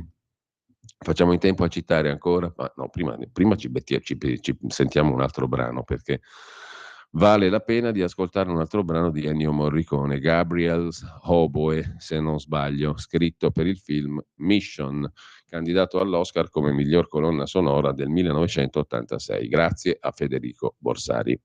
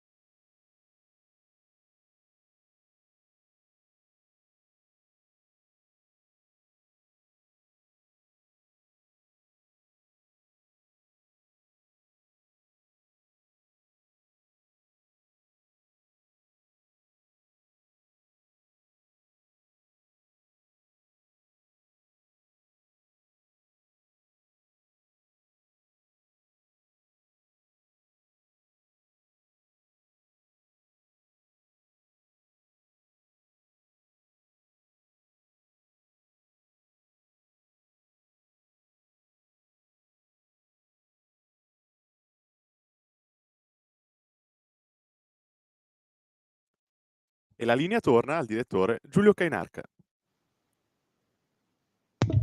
Eccoci qua, grazie Federico. E torniamo a dare un'occhiata rapida alle pagine dei quotidiani che abbiamo selezionato per la rassegna stampa di stamani. Tra le varie pagine c'è un'altra intervista a Bianca Berlinguer, o meglio un'altra, l'abbiamo citata prima, a volo in prima pagina. A pagina 5, cioè con un certo rilievo sul Fatto Quotidiano, c'è una lunga intervista appunto a Bianca Berlinguer, nuovo volto Mediaset. Peraltro è in lista anche l'Arciprete, Gramellini si è messo subito in lista perché ha fatto oggi un ritratto di un nuovo santo, San Pier Silvio Berlusconi. Comunque, in Rai ero percepita come un fastidio e mi sono sentita sola, dice la figlia di Enrico Berlinguer. Già un anno fa, una delle figlie, già un anno fa col caso Orsini, per l'amarezza avevo pensato all'addio. Il resto dell'intervista, molto diciamo ispirata a nobili sentimenti, la trovate appunto a pagina 5 del Fatto Quotidiano. Sul Fatto c'è poi il sempre ottimo, anzi eccellente tra gli ottimi, Gianni Barbacetto, che si occupa di Berlusconi. Il testamento è aperto, Pier Silvio ruba la scena. Bisogna essere bravi a fare un articolo senza conoscere il contenuto del pezzo.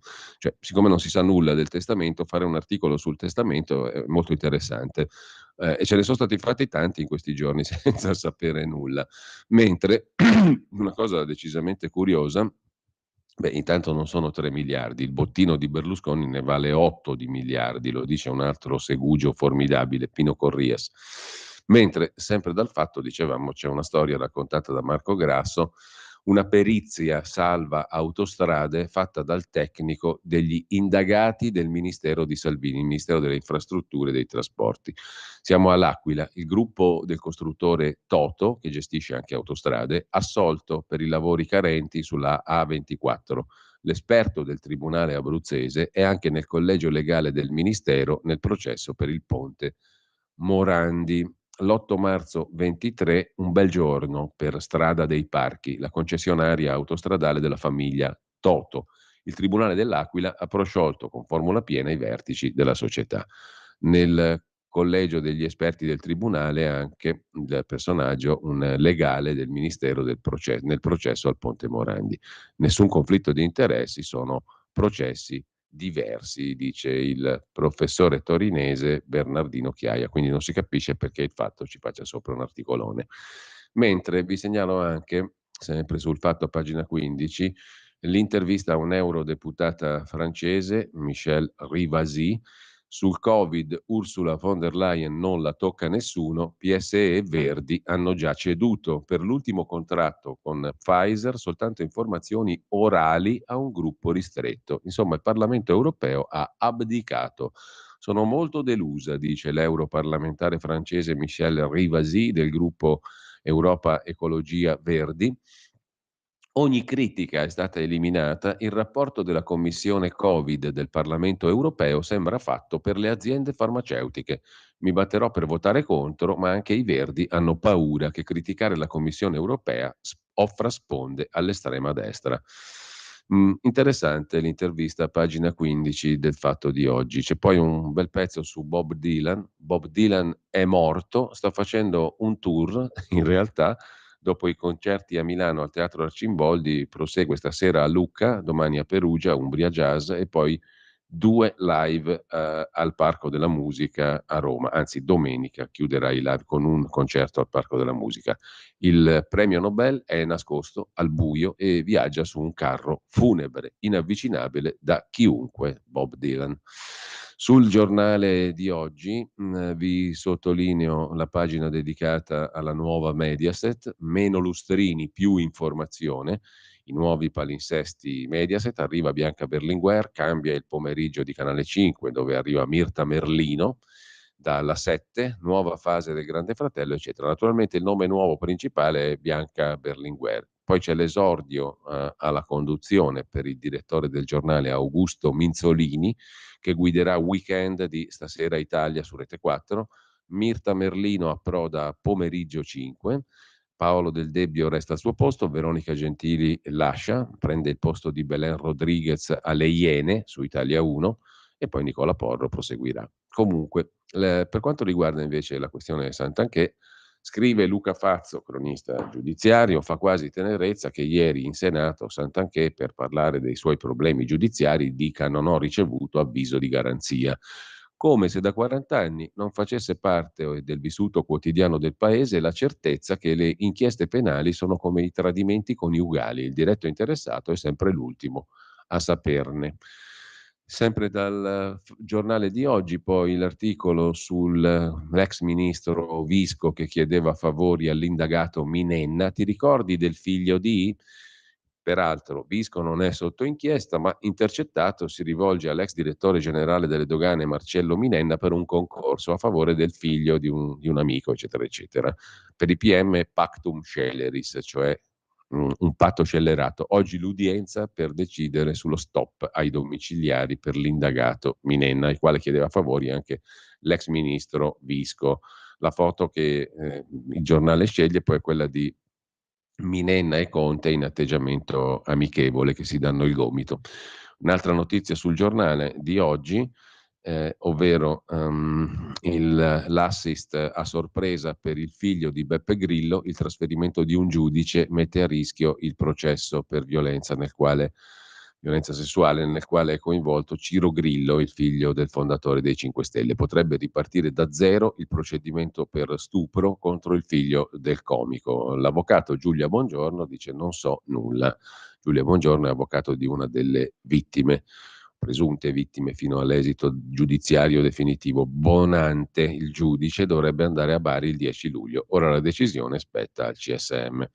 Vi segnalo ancora sul giornale, poi, a proposito della Francia, un'intervista a Laurent Auberton, che è uno scrittore, autore, giornalista e scrittore, autore di un libro nel quale aveva sostanzialmente previsto ciò che sarebbe accaduto in Francia. Ha scritto nel 2016 di un poliziotto che uccide immigrati, delle banlieue che esplodono nella violenza, della Francia sull'orlo della guerra civile. 7 anni fa.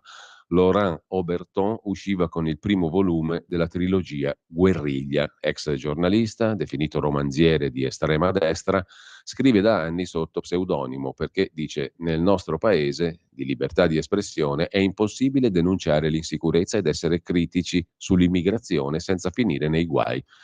Teorico dell'inselvagimento della Francia, nel 2010 fu definito il grande polemista di domani da Michel Houellebecq, autore di Sottomissione. Lui in realtà si sente un emarginato dagli intellettuali e dai media, su cui da sempre punta il dito, accusandoli di alterare o di tacere la realtà. I ragazzi delle banlieue che spaccano tutto si divertono. Cestinati i rapporti degli 007, lo Stato pensa solo all'immagine. A proposito di Ronzulli, che ha litigato con Gasparri, c'è invece una sua intervista a tutto campo sul Quotidiano Nazionale. In Europa per vincere, mai più maggioranze sul modello Ursula, dice la capogruppo di Forza Italia al Senato. Sulle alleanze peseranno i voti. Berlusconi era il fuoriclasse e dopo di lui serve la forza della squadra. Tajani la persona giusta per traghettarci fino al congresso. Onoreremo la memoria di Berlusconi continuando nell'opera, per esempio, sul calo delle tasse e stop in Europa ai dossier intrisi di ideologia, come quelli green portati avanti dal vicepresidente Timmermans. Per quanto concerne invece le notizie del quotidiano Il Giorno, in particolare quindi sul dorso milanese, il Comune di Milano accoglie solo una domanda su 3 per il sostegno ai disabili perché non ci sono i soldi. Assegni per la grave disabilità, ok solo al 29% delle richieste. Le altre sono bollate come ammissibili ma non finanziabili. Le associazioni delle famiglie sono in rivolta perché così si interrompono i progetti. Non è possibile che i criteri cambino a seconda della municipalità in cui ci si trova, la sottolineatura. E in effetti è una cosa di una inciviltà unica. Hai diritto ma non ci sono i soldi per i disabili. Assurdo. Il Giorno raccoglie anche le opinioni di alcuni genitori. Assisto mio figlio ogni giorno, copro i buchi dello Stato. Siamo senza tutele noi caregiver, cioè persone che danno la cura appunto ai disabili. Finché ho potuto ho cercato di fare con le mie forze, le mie tasche e i miei risparmi. Della parola caregiver sono piene le carte, ma i requisiti del comune hanno finito col penalizzarci. Altra storia, quella della signora Emanuela: bado a mio papà invalido e mi lasciano senza aiuti, sono pronta a fare ricorso. cancellati 800 euro di contributo per un operatore. Assumere una badante costa 900 euro al mese, non potrai far fronte ad altre spese. In questi momenti ci si sente abbandonati. Una vita di rinunce, peggio, una vita che a volte non è vita, una roba incivile nella Milano splendida. Intanto ci fermiamo un attimo e apriamo, credo, la nostra rubrica con il direttore di tempi.it, Emanuele Boffi, tra pochissimo.